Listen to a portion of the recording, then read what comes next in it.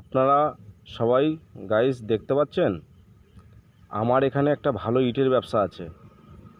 এই ইটের ব্যবসার সামনে এরকম বিষাক্ত মদগুলো ইটের পাশে বসে বসে আড়ালে লুকিয়ে লুকিয়ে খাচ্ছে।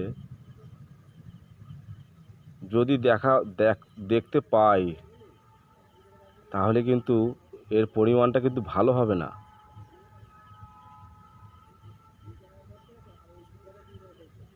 খুব খারাপ হয়ে যাবে কিন্তু। এই যে মদের বোতল, বিষাক্ত মদ কোথা থেকে এনেছে জানি না, কাউন্টারে পাওয়া যায় নাকি কে জানে। কি লেখা আছে মদটায় চোখেও ভালো দেখতে পাচ্ছি না।